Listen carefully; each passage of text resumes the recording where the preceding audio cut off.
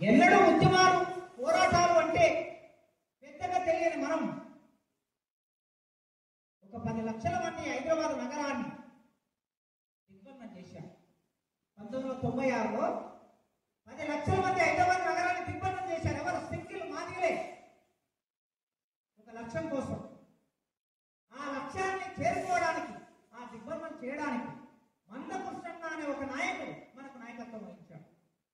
మనది న్యాయమైన డిమాండ్ అని. ఈ పోరాటం వలన ఈ ప్రపంచానికి ఏం చెప్పాం మనం? మాదిగలు న్యాయమైన మనుషులు.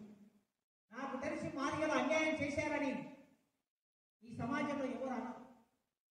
ఎందుకంటే మొదటి నుంచి మనం సమాజానికి అన్ని ఇచ్చి బతికాం తప్ప ఎవడు మనకి వృధాగా వృత్తిగా మన చేతుల్లో ఎవడు ఏమి ఇయ్యలే. లండలో తోలు నానబెట్టి చెప్పులు కుట్టించాం. సేవ చేశాం సమాజాన్ని.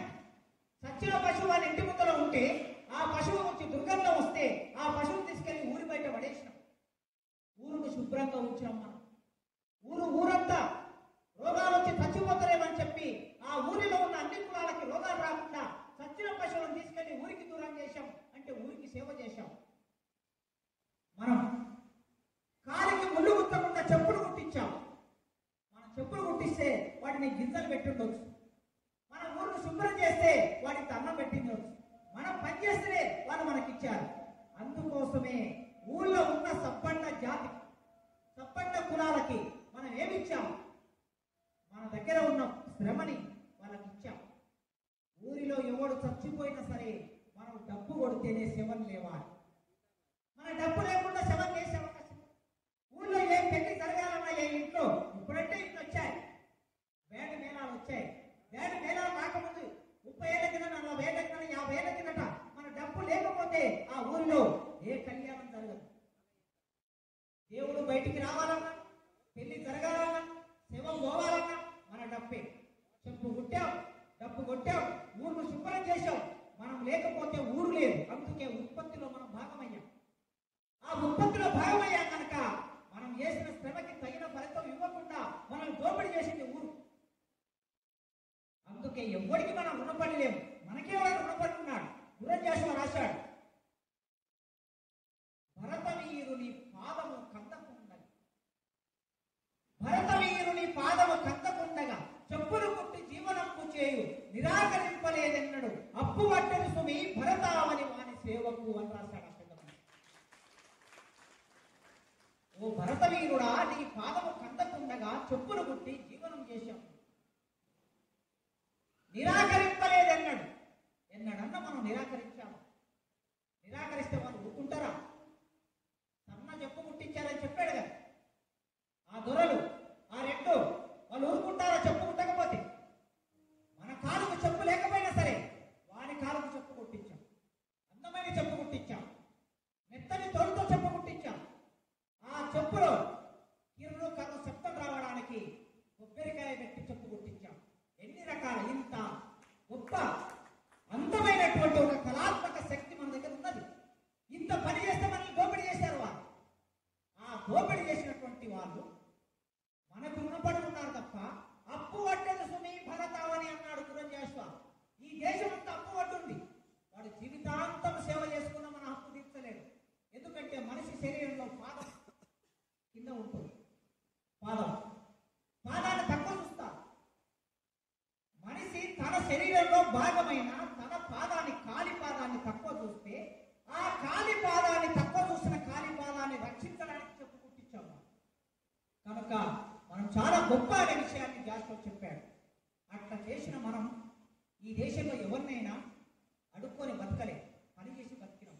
అందుకే మాది వల్లకి అన్యాయం జరిగిందంటే అయ్యో ప్రభు మాది వల్లని ఊరంతా మనం సపోర్ట్ చేసింది.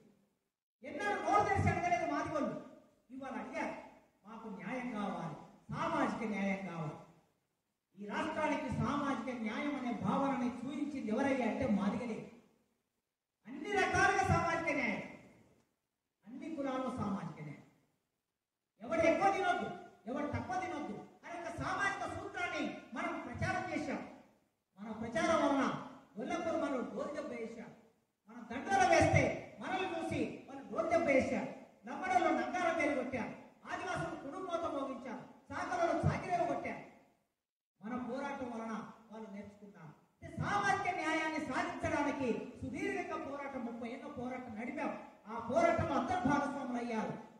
అయితే ఎవరు ఎంత భాగస్వామ్యమైనా అల్టిమేట్గా మందకృష్ణన్ననే ఈ పోరాటానికి నాయకుడు. ఆయననే ఈ పోరాటాన్ని ముందుకు తీసుకెళ్లి నిలబెట్టాడు. ఎన్ని అడ్డంకులు వచ్చినా ఆ విషయంలో రెండో మాట లేదు. ఆ విషయాన్ని ముగిస్తాం. వర్గీకరణ కోసం 30 ఏళ్ళు పోరాటం చేశాం. మన విలువైన సమయాన్ని కోల్పోయాం. లక్ష్యాన్ని సాధించుకున్నాం. ఇప్పుడు మనం చేయవలసింది ఏమిటి అనేది ప్రధానం. ఇప్పుడు మనం ఈ సమాజంతో ఏమి సంభాషించాలి?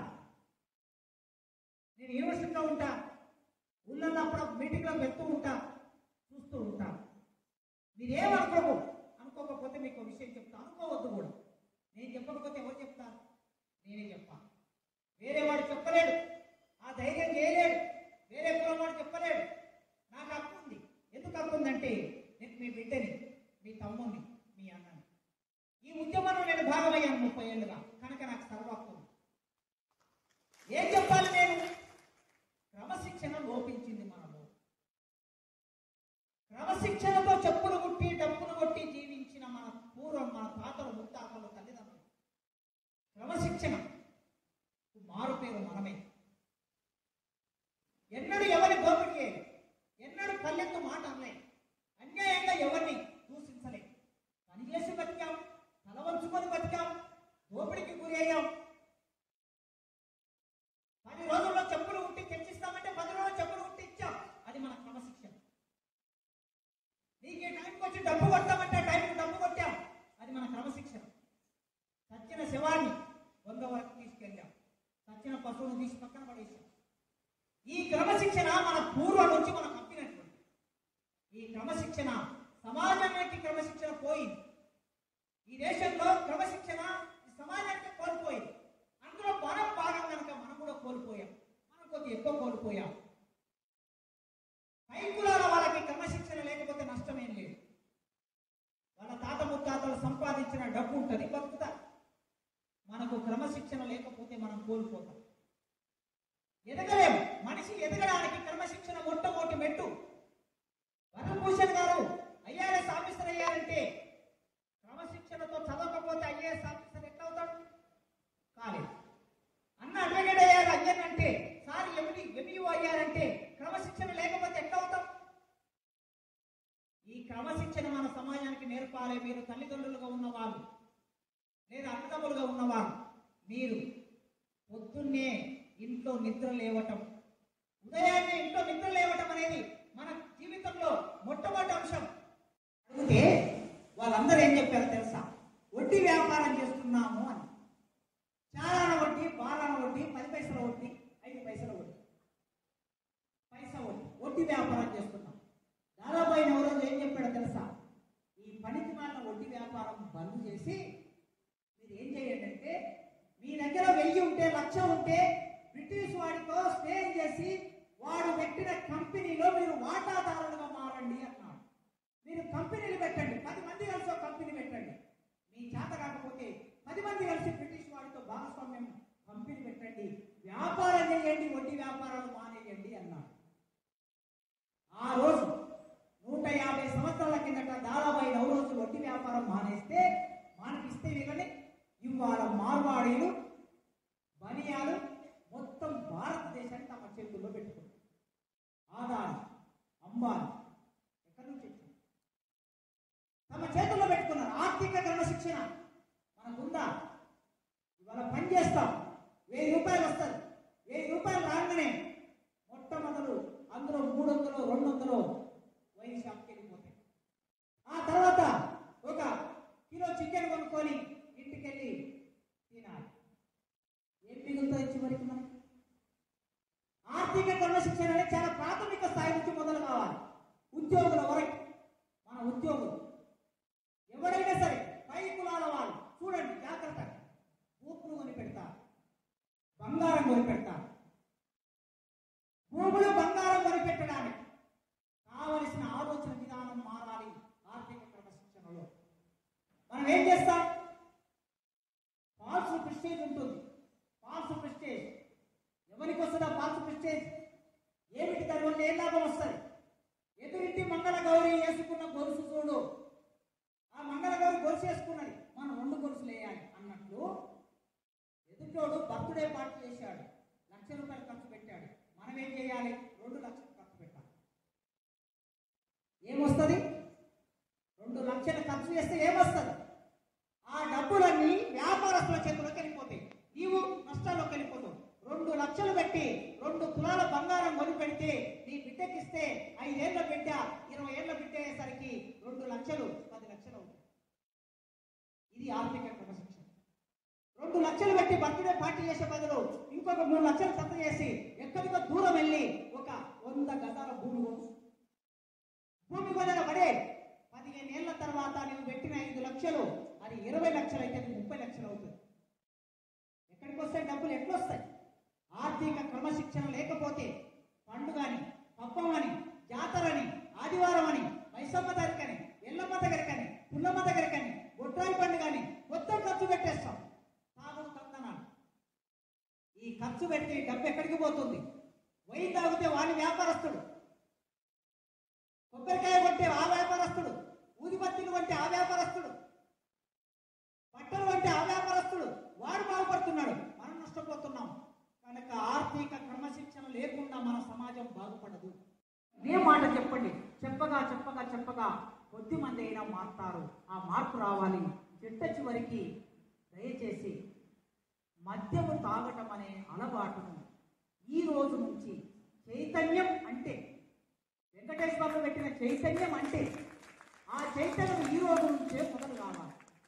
నా జీవితంలో నేను ఎన్నడూ తాగలేదు కనుక నేను ఈ మాట చెప్పే ధైర్యం నాకుంది. ఆ ధైర్యం నాకున్నది. నా తమ్ములుగా, నా అన్నలుగా నేను మీకు విజ్ఞప్తి చేస్తున్నాను. దయచేసి అదేం పెద్ద విషయం కాదు. అదే మన జీవితంలో కిడ్నీ కాదు, మన జీవితంలో గుండె కాదు, మన జీవితంలో లివర్ కాదు. అయ్యో లివర్ పోయిందా నేను ఎట్లా బతుకుతానే? పైగా అది తాగితే లివర్ పోతుంది, అది తాగితే గుండె పోతుంది, అది తాగితే కిడ్నీ పోతుంది. ఆ తర్వాత నువ్వు నష్టం, ఆ తర్వాత నీ పిల్లలు దిక్కులేని ఉన్నాయి. ఇంత ఎందుకు చేసుకోవాలి? మనం గట్టిగా మనసులో అనుకుంటే 30 ఏళ్ళు కొట్లాడే లక్ష్యాన్ని సాధించుకున్నాం కదా. మనం మనసులో అనుకుంటే పని చేయలేమా? తాగుడు పని చేయలేమా? వాడికి ఎందుకు డబ్బులు తగలబెట్టాలి?